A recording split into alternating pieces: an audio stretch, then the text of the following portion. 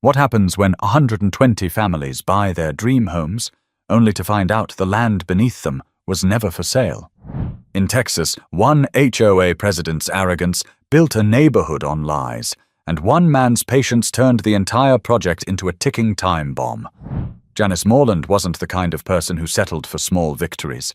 She wanted her name tied to something big, something people in Briar Glen, just outside Dallas, would remember for decades. So when the chance came to push through a housing development unlike anything their HOA had ever seen, she grabbed it with both hands. 120 modern homes, sleek townhouses with granite countertops, polished wood floors, and energy-efficient windows were going to rise on what she called the community's forgotten acreage. To Janice, it was her ticket to prestige, to recognition, and maybe even a spot in regional politics later down the line. But here's the twist. What she called community land wasn't community land at all, and her mistake was about to become one of the biggest legal scandals the town had ever seen. People in Briar Glen already knew Janice as a sharp-tongued leader who didn't tolerate resistance. At HOA meetings, she ran the table like it was her personal courtroom. She'd glare at anyone who dared challenge her, flipping through her stack of bylaws and quoting them like scripture. "We're not just managing lawns and fences here," she once snapped at a neighbor during a meeting. "We're protecting property values, lifestyles, and legacies." That was Janice's philosophy. Legacy. And in her mind, that stretch of land behind Briar Glen's main entrance, a wide expanse of sunburnt Texas soil dotted with mesquite trees, was wasted potential. Developers from Fort Worth had been pressing her for months, dangling glossy brochures, spreadsheets of projected profits, and promises of political connections. Finally, after weeks of private dinners and closed-door meetings, Janice signed the agreement. The HOA board was split on the decision, but Janice's voice carried more weight than anyone else's. She sold the idea with confidence, declaring, "This isn't just about houses. It's about the future of Briar Glen." Construction began almost overnight. Bulldozers flattened the land, dust clouds rising into the summer air as workers hammered stakes into the ground. Families driving by on their way to work in Dallas marveled at the speed of progress. The development was called The Gables at Briar Glen, and signs advertising affordable luxury starting in the low 300s popped up all along Highway 287. For young couples and retirees alike, it sounded like a dream. Brand new homes in a growing suburb managed by a strong HOA that promised stability and order. Janice walked through the construction site daily in her tailored blazer and designer sunglasses, shaking hands with contractors as if she were the mayor. "This is what progress looks like," she told a small group of prospective buyers during a tour. One of them, a teacher named Paula, asked, "Are you sure everything's cleared? I've heard rumors the land's been privately owned for years." Janice laughed, her voice sharp and dismissive. "Rumors are cheap. Paperwork is what matters, and trust me, we've got it handled." But that wasn't true. Because not far from where Janice was giving her speech, a man named Calvin Redden stood on the edge of the construction zone, leaning against his old Chevy truck. Calvin wasn't dressed like a lawyer or a businessman. He wore faded jeans, a short-sleeve button-up, and work boots worn thin from years of use. His calm expression didn't reveal the storm brewing inside him. That land, every inch of it, belonged to his family. His grandfather had purchased it in 1953, back when black landowners were often pushed off their property through intimidation or shady legal tricks. But the Reddens had held on to it, passing down the deed like a sacred text. Calvin kept the original documents locked away in a fireproof safe in his living room. So when he saw bulldozers plowing through mesquite trees, he didn't yell. He didn't protest with signs. He didn't call the local news. Instead, he did something Janice never expected. He waited. Calvin knew the law. He had spoken with lawyers, consulted with real estate experts, and studied cases where developers built without checking the right paperwork. The mistake wasn't his. It was theirs. And every nail hammered into those new homes only deepened the trap Janice had walked straight into. Meanwhile, in the polished conference rooms where Janice met with investors, the mood was electric. Money was moving, contracts were closing, and buyers were putting down deposits. She strutted out of meetings like a victor, convinced she had pulled off the biggest coup of her career. What Janice didn't know was that while she was celebrating, Calvin was documenting everything. Dates, times, permits, photos of construction. Every piece of evidence was quietly stacking up in his favor. And the more homes that rose, the heavier the fall would be when the truth finally came crashing down. But while Calvin prepared in silence, Janice's empire was just beginning to take shape. And the higher she climbed, the harder she was about to fall. Calvin Redden wasn't the kind of man most people noticed right away. He was quiet, deliberate, and the kind of neighbor who waved when you passed but didn't insert himself into every conversation. People at the Briar Glen gas station knew him by sight, usually filling up his old truck with a coffee in hand. He was steady, the kind of presence you barely thought about until something forced you to. But behind that easy presence was a history that shaped everything he did. Calvin's grandfather, Theodore Redden, had bought the land in 1953, right after returning from serving in the Korean War. Land in Texas was tough to hold on to back then, especially for a black family in a town where property lines often shifted depending on who had influence at City Hall. Theodore refused to be pushed around. He saved every receipt, filed every tax document, and kept copies of every map that proved the Reddens' ownership of that soil. His mantra was simple: paper speaks louder than words. That philosophy ran deep in the family. When Theodore died, the deed went to Calvin's father, Lawrence. Lawrence built a modest home on the edge of the acreage, but never developed it.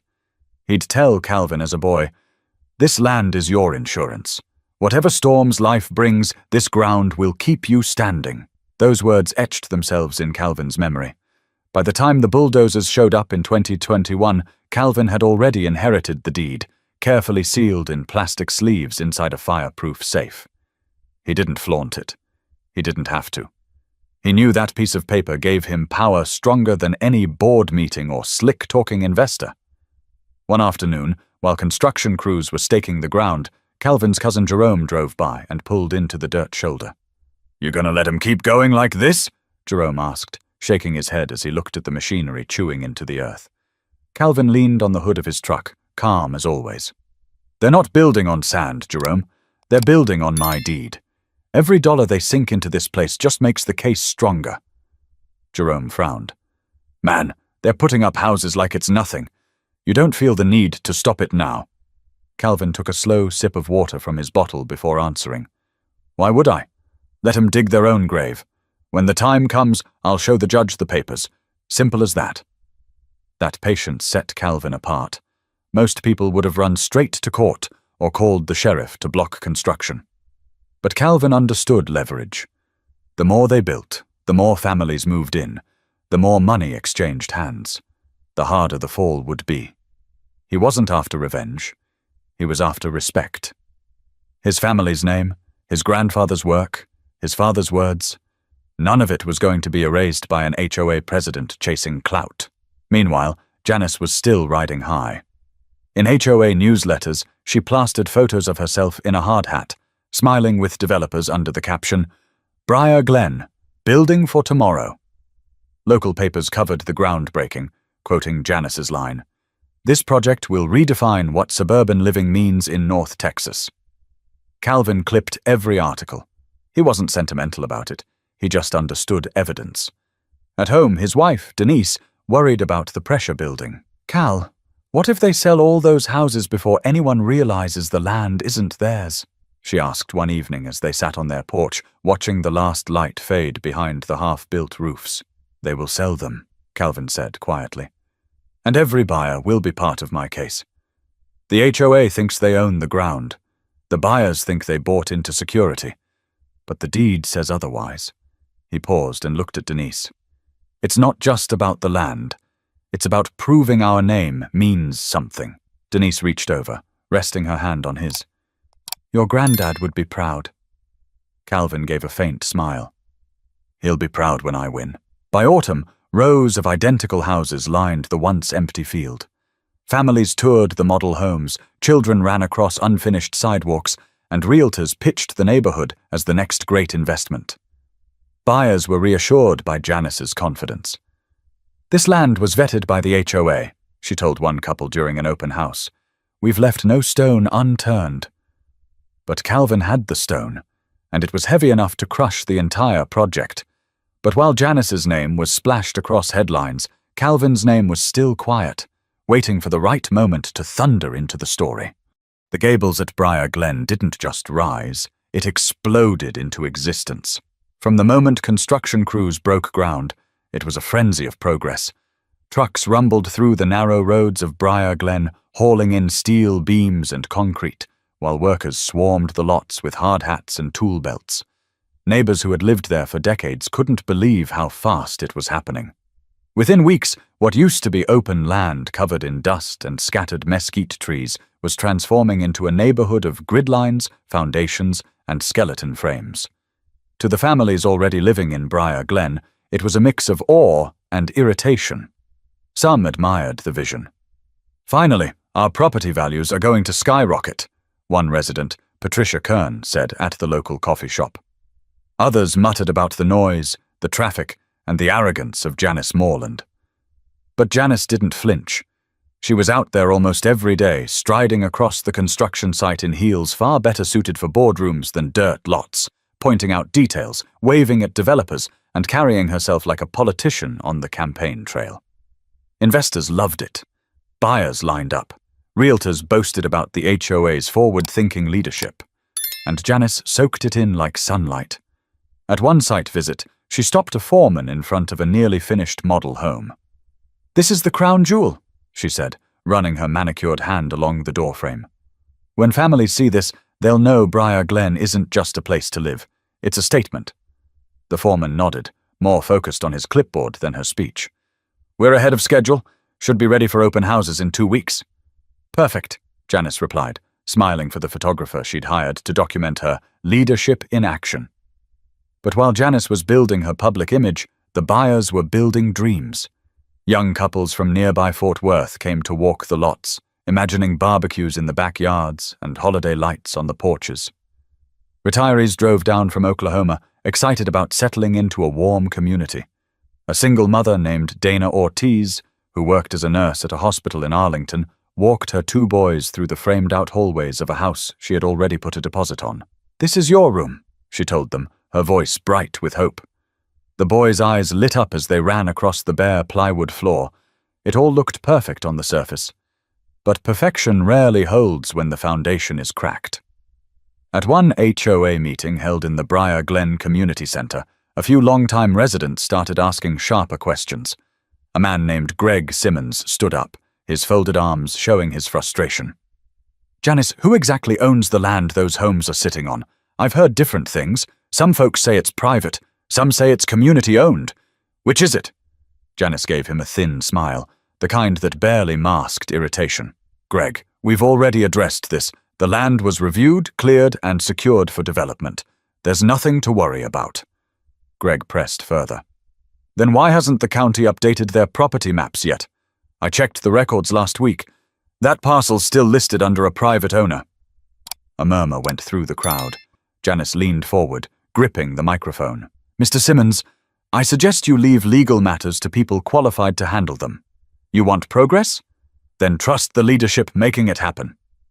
She ended the discussion there, gaveling the meeting closed before anyone else could raise a hand. For most, her confidence was enough. But for a few, including Greg, the seed of doubt was planted. Meanwhile, Calvin Redden was still watching. Some evenings he'd park his truck a block away and take photos of the new homes rising. He didn't hide it. He didn't need to. To the workers, he was just another passerby. To Calvin, every picture was another piece of the puzzle. One afternoon, as a realtor walked a young couple around a finished property, Calvin overheard part of the pitch. "You'll love the security of this HOA. Strong leadership, clean paperwork, nothing to worry about." Calvin's lips pressed into a thin line. Later, he sat in his kitchen with Denise, sliding the photo of that realtor across the table. "They're selling a dream built on a lie," he said. Denise sighed. "And the buyers have no clue." "They'll find out," Calvin answered. "When the time's right."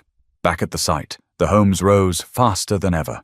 Streets were paved, stop signs were installed, and decorative stone walls went up with the name the gables at Briar Glen etched into them. Families started moving in, placing welcome mats outside their doors and hanging curtains in their windows. From the outside, it looked like a thriving new neighborhood. But just under the surface, questions lingered about who really had the right to call that land theirs.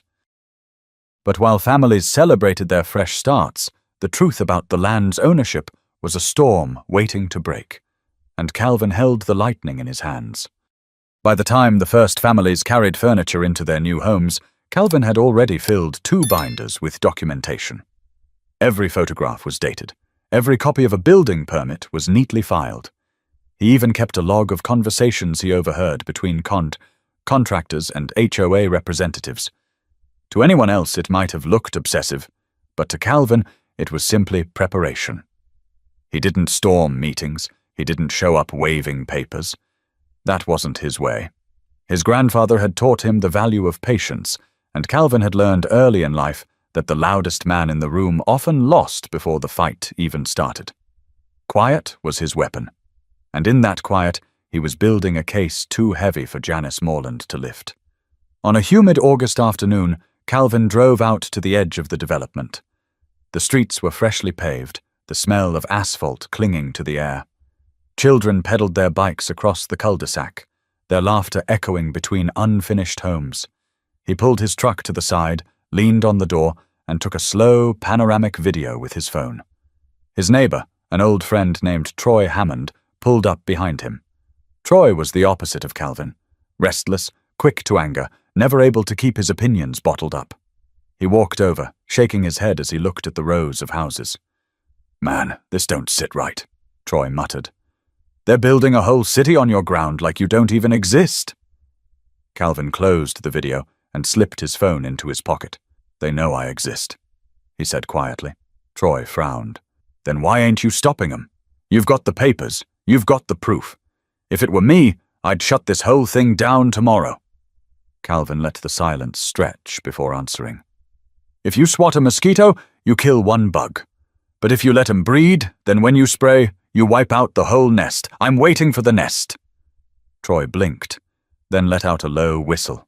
"You're colder than I thought, Cal." Calvin gave a half smile. "Not cold. Careful." Back at home, Denise worried about how long he could keep waiting. She watched him every evening, hunched over the dining table with maps, deeds, and folders spread out. "Cal, I trust you," she said one night as she poured him coffee. "But these people, they don't play fair. What if they try to bury this before you even get your day in court?" Calvin looked up, his eyes steady. "They can't bury paper, Dee. My grandfather taught me that. When the law's on your side, you don't have to shout. You just have to show up." Meanwhile, Janice was thriving in the spotlight.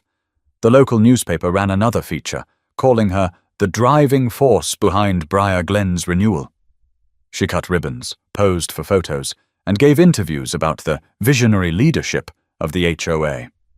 At a Friday evening cocktail reception with investors at a country club in Arlington, Janice bragged openly. "We took land nobody wanted and turned it into the jewel of the county. That's leadership." A developer laughed, raising his glass. "And it's making all of us richer." Across town that same evening, Calvin was sitting at his kitchen table with his lawyer, Monica Trevelyan, a sharp, no-nonsense woman with 30 years of property law behind her. She flipped through the binders Calvin had compiled, nodding slowly. "You've got them in a box," Monica said finally, tapping one of the permits. "They didn't clear title properly. That's mistake number 1. They started construction without verifying ownership. That's mistake number 2. And every family who bought a home here, they're buying a property that legally doesn't exist. That's mistake number 3. Calvin leaned back in his chair, his hands clasped. "So when do we move?" "Not yet," Monica replied. "The more they build, the bigger the damages. When you file, you won't just be asking for recognition. You'll be asking for compensation. Millions, maybe." Calvin gave a single nod. That was exactly what he wanted. Not the money itself, but the acknowledgement that his family's name and their land had been ignored for too long. Meanwhile, the families moving in had no idea. On Saturdays, moving trucks lined the streets, children bounced basketballs on driveways, couples planted flowers in front yards. They were building lives on ground that legally wasn't theirs to touch. From his porch, Calvin could see the glow of their porch lights at night. Denise asked him once, "Do you ever feel bad for them? They don't know they're part of all this." Calvin's voice was soft when he answered, "They should have known. They trusted the wrong people.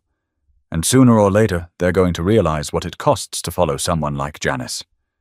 But even as Calvin sharpened his case, whispers were beginning to spread, because not everyone in Briar Glen trusted Janice's story about the land. It started as whispers, conversations held at the edge of cul-de-sacs, over fences, and in the aisles of the Briar Glen grocery store. At first, they were small concerns. A new homeowner mentioned that the county clerk's office still listed the land under an unfamiliar name. Another said they couldn't find the subdivision on the tax rolls. Most brushed it off, assuming paperwork just hadn't caught up. But others, especially long-time residents, began to wonder if Janice Morland had been too quick to celebrate. The first real pushback came during a tense HOA meeting in late September. The community center was packed, every folding chair filled. Families who had just moved into their new homes showed up, along with older residents who'd lived in Briar Glen for decades. Greg Simmons, the same man who had questioned Janice weeks earlier, stood up again, this time holding a stack of documents. "I went back down to the Tarrant County Courthouse," he said, his voice firm. "And guess what? The deed to that land behind our subdivision isn't listed under the HOA. It isn't listed under the developers either. It's listed under a man named Calvin Redden." A ripple moved through the room. Some turned to each other, whispering the name. Others looked directly at Janice, waiting for her response. Janice adjusted her glasses, her jaw tight. "Greg, I've told you before. The land was vetted and cleared by professionals. Whatever outdated record you dug up doesn't change the fact that families are living there now. This HOA will not entertain conspiracy theories." Greg slammed the papers onto the table in front of her. "This isn't a conspiracy, Janice. It's county records. If you're so confident, then explain why this man's name is still on the title." For a moment, the room fell silent. Then another resident, a woman named Evelyn Shaw, raised her hand. "I've lived here 15 years. My property backs up to that land. When they started construction, I thought it was strange that nobody posted ownership notices on the fence line. Don't developers usually do that?" Janice's face flushed. "Look, these are minor clerical oversights, nothing more. Do you really think a multi-million-dollar project would move forward without the proper legal work? Please." But the certainty in her tone didn't land the way it used to. Doubt had a way of spreading, and now it was running through the room like wildfire. Outside the meeting, whispers grew louder. One homeowner said they'd spoken to a lawyer who confirmed that if the land truly belonged to someone else, every single title in the new development could be void. Another worried aloud about mortgages. What would happen if their house wasn't legally theirs to own? Meanwhile, Calvin remained quiet. He didn't confront Janice publicly. He didn't attend the HOA meeting. But he heard about it the next day when Troy stopped by his house. "They're starting to crack, Cal," Troy said, leaning against the porch rail. "Greg called you out by name. Folks are asking questions now." Calvin set down the newspaper he'd been reading. "Good. Let Janice talk herself into a corner. The more she denies it, the worse she looks when the truth comes out." Troy chuckled. "You're enjoying this, aren't you?" Calvin gave a small shake of his head. "Enjoying? No. This is business, and business doesn't care about feelings." Back in her office, Janice was feeling the pressure. Emails from concerned homeowners filled her inbox. Investors were asking for reassurance. Even the developers were starting to question why the title transfer hadn't shown up on county records. One evening, she sat across from her vice president, Harold Flynn, a nervous man who had gone along with every one of her decisions up to this point. "Janice," Harold whispered, "what if they're right? What if this Redden guy really does own the land?" Janice slammed her pen down on the desk. "Don't you dare say that to me. We've come too far. If we start doubting ourselves now, this whole project collapses. Do you want to be responsible for that?" Harold swallowed hard. "No, of course not. But the board is asking questions. They're scared." "Then tell them what I tell you," Janice snapped. "Everything is fine. This is paperwork. Nothing more." But inside, Janice wasn't as confident as she sounded. She knew how dangerous a claim like Calvin's could be, and for the first time, the certainty she had paraded in front of cameras felt thin. Meanwhile, Calvin was sharpening his move. At Monica Trevelyan's office in Fort Worth, the lawyer spread out documents across her mahogany desk. "They're cornered," she said, tapping the deed with her pen. "The longer they wait to acknowledge this, the worse it gets for them. We'll give them just enough rope to tie themselves up. Then we'll file." Calvin leaned forward. "So we let them keep digging?" Monica nodded. "Exactly, because the deeper the hole, the harder they'll fall when the ground gives way." But just as the cracks were beginning to show in Janice's empire, Calvin and his lawyer were about to strike the first real blow, and once it landed, nothing in Briar Glen would be the same. The letter landed on Janice Morland's desk on a grey Tuesday morning in October. At first glance, it didn't look like much, just a thick white envelope stamped with the name of a law office out of Fort Worth. But the moment she slit it open and unfolded the papers inside, her stomach dropped. It was a formal notice of claim from Calvin Redden, asserting full ownership of the land where all 120 homes had been built. The language was blunt. It cited deed numbers, tax records, survey maps, and court filings going back decades. At the bottom was Monica Trevelyan's signature. The letter gave the HOA and developers 30 days to respond, warning that failure to comply would result in immediate litigation. Janice read it twice, then shoved it aside like it was toxic. "No," she muttered, pacing her office. "This is nonsense. This can't hold up." But the panic in her eyes betrayed her words. That afternoon, she called an emergency meeting with the HOA board and the developers. They gathered around a long oak table in the back of the Briar Glen clubhouse. Janice, usually poised and commanding, looked rattled.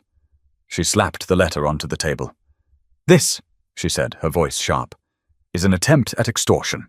Harold Flynn, her vice president, picked up the document and adjusted his glasses. His face paled as he scanned it. "Janice, this isn't just a letter. This is airtight. If these records are real, then we built everything on the wrong man's land." A developer, a tall man named Robert Engel, leaned forward, his voice low but menacing. "Do you have any idea what kind of liability this exposes us to? Buyers could sue, banks could pull funding, insurance won't cover a damn thing. You told us this land was clear." Janice bristled. "It was clear. We vetted it. This guy is just trying to cash in." Harold slid the letter back across the table. "Janice, he has the original deed. It's registered with the county. That's not something you can fake." The room fell into a tense silence. The hum of the air conditioner was the only sound. Finally, Robert Engel slammed his fist onto the table. "If this is true, we're sitting on a $40 million disaster, and you," he pointed directly at Janice, "are the one who sold us on it." For the first time, Janice felt the ground shifting beneath her feet. Across town, Calvin was calm. Sitting in Monica's office, he listened as she explained the next steps. "Once the claim is public, it's like pulling the pin on a grenade. Every homeowner, every bank, every contractor, they'll all know. Some will panic, some will deny it. But the truth won't change." Calvin sipped his coffee, his expression steady. "Good. They need to know. My family's been ignored long enough." 2 days later, the news broke. Local television ran the headline, "Briar Glen homes built on disputed land, ownership in question." Reporters camped outside the subdivision, filming residents as they came and went. Some homeowners refused to speak. Others vented their fury. One resident, Dana Ortiz, the nurse who had walked her boys through the model home, stood on her porch, tears in her eyes as she spoke to a reporter. "I put everything I had into this house. My kids thought this was our future, and now you're telling me it might not even be ours. How could the HOA let this happen?" The story exploded online. Social media lit up with arguments about HOAs, greed, and property rights. Some people called Calvin a hero for standing his ground. Others painted him as a villain for threatening families' homes. Calvin didn't respond to the noise. He let Monica handle the press while he kept his focus on the case. At another emergency HOA meeting, the anger reached a boiling point. The room was packed wall to wall, with homeowners shouting over each other. A man in the back yelled, "You sold us worthless property!" Another shouted, "Are we supposed to just walk away from our homes?" Janice banged her gavel furiously. "Everyone calm down! We are working on this! Working on it!" Greg Simmons cut her off, standing in the aisle. "You lied to us. You told us the land was cleared. You told us we had nothing to worry about. And now every single one of us could lose everything!" The crowd erupted, voices rising into chaos. Meanwhile, Calvin sat quietly in his truck just outside the development, watching the commotion unfold. Denise sat beside him, her hands folded tightly in her lap. "They're scared," she said softly. "They should be," Calvin answered. "When you build on lies, fear's the first payment due." Denise glanced at him, worry in her eyes. "They're going to come after you now." Calvin exhaled, watching the lights in the community center flicker against the night sky. "Let them. I've been ready for this fight since the day they broke ground." But the letter was only the beginning, because what came next would turn Briar Glen from a quiet suburb into a battlefield of lawsuits, anger, and betrayal.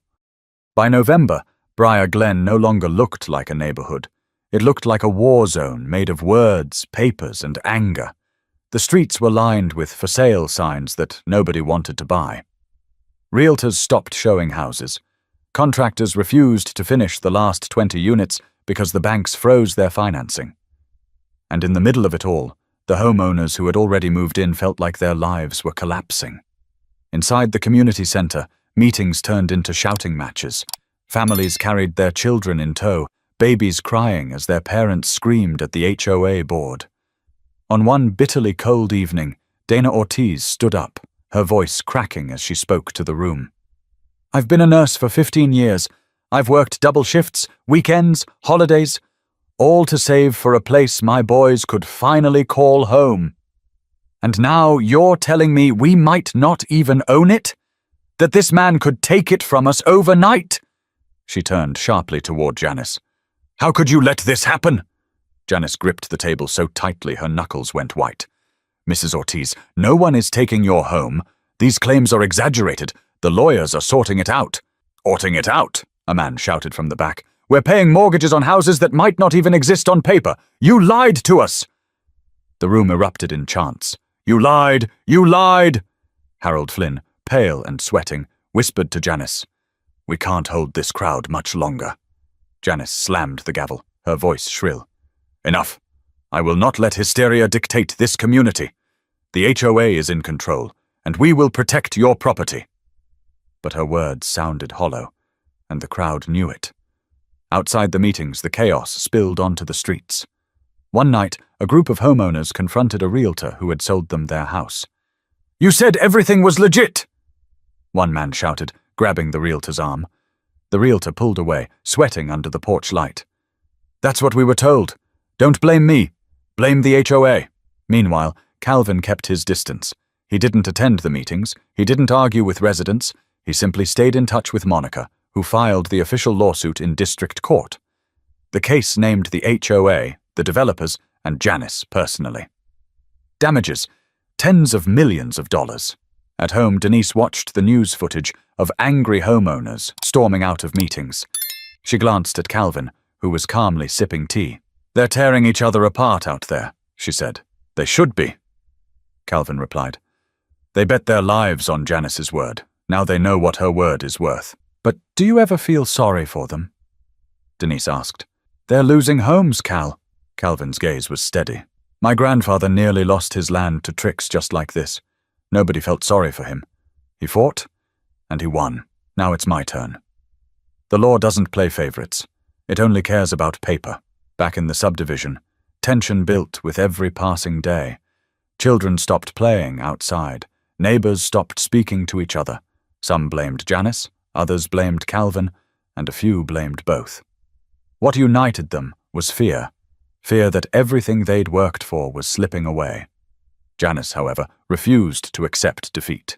At a private meeting with developers, she paced the room, her heels clicking against the hardwood.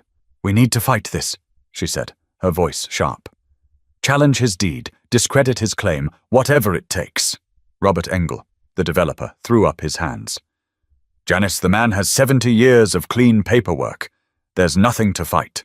If we go to court, we lose. And when we lose, it'll bankrupt us all." Janice's face hardened. "I won't let that happen. I built this. I will not watch it fall because of some man with a piece of paper." Robert's voice dropped, low and furious. "You didn't build this. You gambled with other people's money and other people's lives.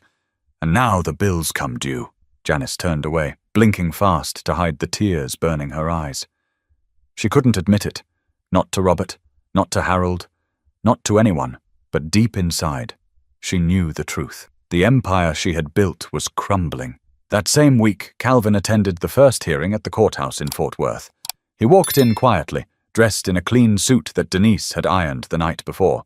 Reporters snapped photos as he entered, but Calvin didn't say a word.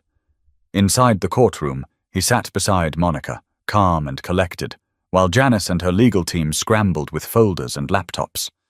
As the judge entered, the room hushed. Monica leaned toward Calvin and whispered, "This is where it begins."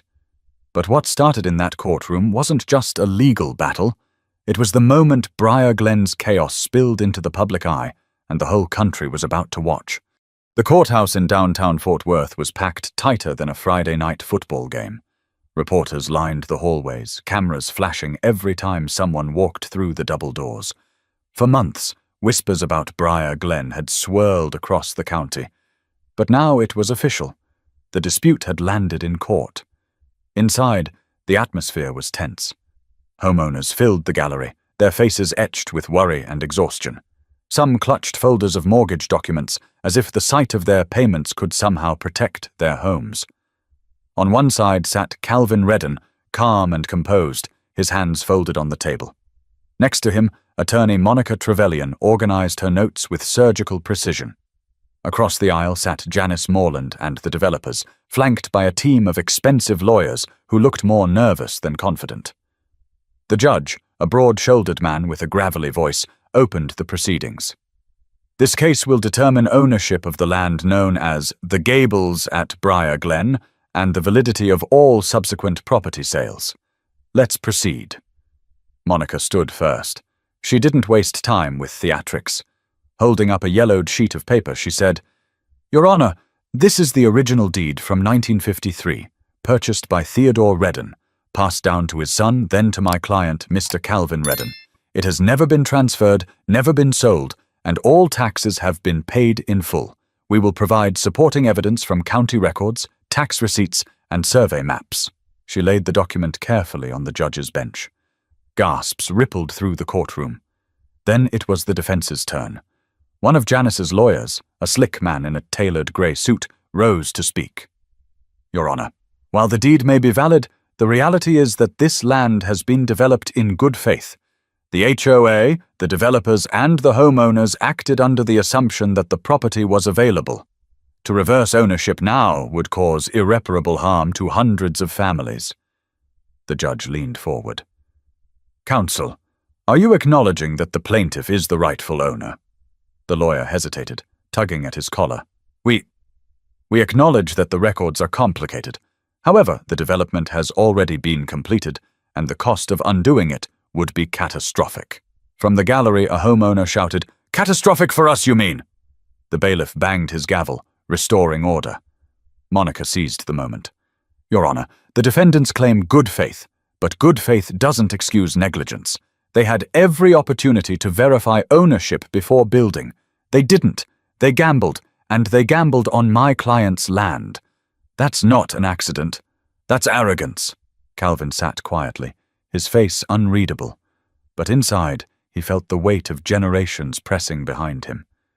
This wasn't just his fight. It was his grandfather's, his father's. It was every black family that had lost land to paperwork tricks and broken promises. When it was Janice's turn to testify, the courtroom leaned in. She walked stiffly to the witness stand, her usual confidence dimmed. Monica began the questioning. "Mrs. Morland, did you personally review the deed before authorizing development?" Janice's lips tightened. "I relied on the information provided by our consultants." "So you didn't review it yourself?" "I trusted the experts." Monica paced slowly. "And when residents raised concerns about ownership, what was your response?" Janice's eyes flicked toward the gallery, then back to Monica. I told them the matter had been vetted. Monica's voice sharpened. Even though you had not personally verified it? Janice bristled. That's how leadership works. You trust your team. Monica leaned in. Or you ignore the truth when it threatens your ambition. The judge rapped his gavel as murmurs filled the room. During cross-examination, Janice's own lawyers tried to cast Calvin as opportunistic, someone waiting in the shadows for others to make an expensive mistake. Monica cut that argument down with calm precision. Opportunistic? My client didn't move the bulldozers. He didn't pour the foundations. He simply owned the land they trespassed on. To call him opportunistic is to punish him for protecting what was his all along. The gallery erupted in applause until the bailiff shouted for silence. By the end of the day, the direction of the case was clear. Calvin's side had the paper, the history, the law. Janice's side had excuses and fear. As court adjourned, Janice walked briskly past reporters, ignoring their questions. But one camera caught the flash of panic in her eyes. Meanwhile, Calvin stepped outside into the sunlight. A reporter shoved a microphone toward him. Mr. Redden, what do you say to the families who fear losing their homes? Calvin paused, his voice steady. I don't want to see families hurt. But my family's land was stolen on paper before anyone poured a drop of concrete. What would you do if it was your grandfather's legacy they built on without asking? The clip aired that night, and it struck a chord across the country. Online debates exploded. Some praised Calvin for standing up to corruption. Others accused him of destroying innocent families' futures. But no one could deny the facts. The land was his. But while the courtroom gave Calvin the upper hand, the fallout outside those walls was growing into a storm neither side could control. By the time the first round of hearings wrapped up, Briar Glen had turned into a community living in limbo. Homeowners woke up every day not knowing if the house they slept in legally belonged to them. Mortgage companies began sending letters demanding clarification on the titles, and some even threatened foreclosure if the legal chaos wasn't resolved. At night, porch lights flickered on across the subdivision, but the usual warmth of a neighborhood was gone. No more block parties, no more kids running door to door selling cookies for school fundraisers. Instead, neighbors glared at each other, whispered, or avoided eye contact altogether. Everyone was looking for someone to blame. For many, that blame fell squarely on Janice Morland. She couldn't go to the grocery store without hearing hushed insults. At a gas station one morning, a woman shouted across the pumps, "You ruined our lives, Janice!" Janice turned away, clutching her keys, pretending not to hear. The once confident HOA president now moved through town like a ghost, her tailored blazers swapped for oversized sunglasses and quick exits. Inside her home, the pressure was unbearable. Harold Flynn, her vice president, had already resigned, citing health reasons, but everyone knew he just didn't want his name dragged deeper into the scandal. The developers stopped returning her calls. Even her own neighbors began circulating a petition to remove her from the HOA presidency. One night, she sat at her dining table with papers spread across the surface, legal filings, angry letters from homeowners, foreclosure warnings. Her hands trembled as she picked up her phone and dialed Robert Engel, the lead developer. "Robert, we need to fight this harder," she pleaded when he answered. "We can't just roll over. There has to be a loophole, some technicality." Robert cut her off. His voice was cold. "Janice, there is no loophole. We built on land we didn't own. That's the end of the story. My company is negotiating settlements. You're on your own." The line went dead. Meanwhile, Calvin's world was calmer, but not untouched. He and Denise still lived in their modest home, but now their phone rang constantly, reporters wanting interviews, activists asking him to speak at conferences, lawyers offering partnerships. Calvin declined most of it. He wasn't chasing attention, he was chasing justice. Still, the weight of the community's anger found its way to him. One evening, as he walked into a grocery store, a man stopped him near the entrance. "You're the reason my sister might lose her house," the man hissed. "You could have stopped this before it started." Calvin held the man's gaze, his voice calm. "Your sister didn't lose her house because of me. She lost it because the people you trusted never checked the truth." The man shook his head and walked away. but the sting of his words lingered. At home that night, Denise asked softly, "Do you ever wonder if it's worth all this anger, Cal?" He sighed, setting down his coffee. "Worth it, yes. Easy? No. But if I back down, then it tells every HOA, every developer, that they can trample whoever they want and get away with it. Somebody has to draw the line." In December, the judge issued his ruling. The land legally belonged to Calvin. The HOA had no authority to sell or develop it, and the developers had acted without proper clearance. Every home in the Gables at Briar Glen was declared invalid property, pending resolution of damages. The ruling sent shockwaves across Texas. News outlets covered it as one of the largest HOA scandals in recent memory. Talk shows debated whether Calvin was a defender of property rights or a destroyer of communities. Hashtags trended online. The whole country seemed to have an opinion about Briar Glen. For the homeowners, the ruling was devastating. Families wept in their kitchens. Children asked parents if they had to move again. Some tried to band together, organizing petitions to beg Calvin for leniency. Others directed all their fury at Janice, calling for her arrest. Janice herself faced lawsuits not just from Calvin, but from the very homeowners she had once promised to protect. Her reputation was in shambles, her finances collapsing under legal fees, and the legacy she had tried to build was nothing but ashes. For Calvin, the victory was bittersweet. He had won, yes, but he also saw the human cost. Families who had been sold a dream were now paying the price of someone else's arrogance. Sitting on his porch one evening, he watched the glow of Briar Glen in the distance. Denise came out with 2 mugs of tea and sat beside him. "You did what you had to," she said. Calvin nodded slowly. "I know. But it shouldn't have come to this. They could have asked. They could have checked. They didn't. And now everyone pays."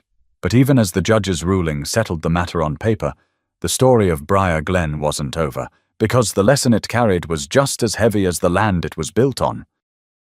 The winter after the ruling, Briar Glen sat in a strange silence. The holiday lights that usually sparkled on rooftops were missing. Families kept to themselves, too drained by court hearings and financial uncertainty to celebrate.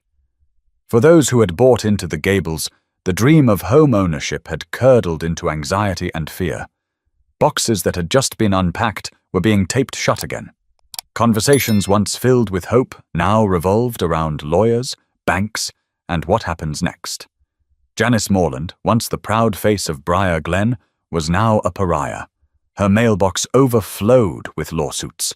She could barely leave her house without hearing the word liar whispered as she passed. When she looked in the mirror, she saw the cost of her ambition. Sleepless eyes, hair falling out from stress, hands that trembled when she signed yet another legal notice.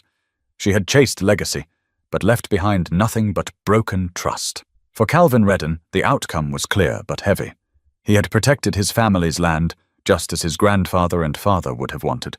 The law had spoken, affirming what he always knew, that the deed mattered more than glossy brochures or political speeches. But as he drove through the half-finished neighborhood, he couldn't ignore the human toll. Children rode their bikes in driveways that might not belong to their parents. Couples sat on porches, staring at the horizon, wondering if they'd have to move again. One afternoon, Dana Ortiz stopped him outside the courthouse. She wasn't angry. She was exhausted. "Mr. Redden," she said quietly, her voice breaking. "I don't blame you. I blame her."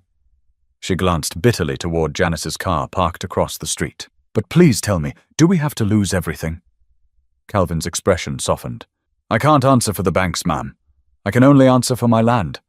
I didn't take it from you, I just kept it from being taken from me." Tears welled in her eyes. "I worked my whole life for that house." Calvin looked away for a moment before replying.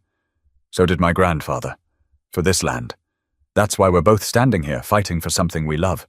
That exchange made its way into local papers, and people began to see the story differently. It wasn't just about winners and losers, it was about choices, about how one woman's pride and shortcuts had spiraled into suffering for everyone around her. By January, demolition crews began taking down the last unfinished houses. The developers agreed to partial settlements, some families were bought out by banks, and others remained in limbo, trapped in homes they couldn't legally claim.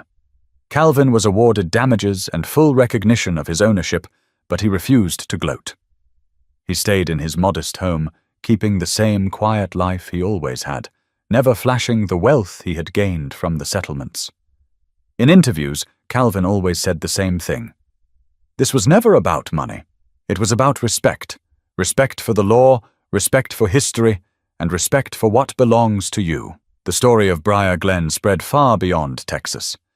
Newspapers across the country ran features about the man who waited, using Calvin as an example of patience and foresight, where suddenly found themselves under scrutiny, boards forced to double-check every property record before moving forward with projects. The case became a warning taught in real estate seminars. Verify ownership or risk everything. For Janice, the fall was total. She resigned from the HOA, her once polished reputation permanently shattered. Investors she had once dined with wouldn't take her calls. Even old friends kept their distance. Alone in her kitchen one night, she whispered to herself, "I thought I was building a future, but all I built was a lie." The moral was clear. Pride without caution leads to destruction.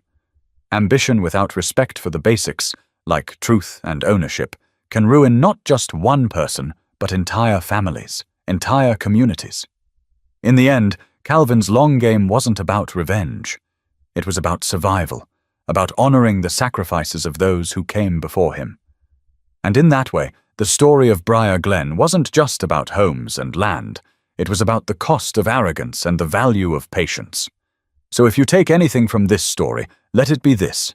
Shortcuts and arrogance might win you applause in the moment, but the truth always catches up. And when it does, it doesn't just bring you down. It brings down everyone who believed in you. Respect the law, respect what doesn't belong to you, and never build your future on a foundation you don't truly own. And if you want more stories that cut to the heart of power, mistakes, and the lessons we can all learn, make sure you hit that subscribe button. Because stories like these don't just entertain, they remind us how fragile trust really is.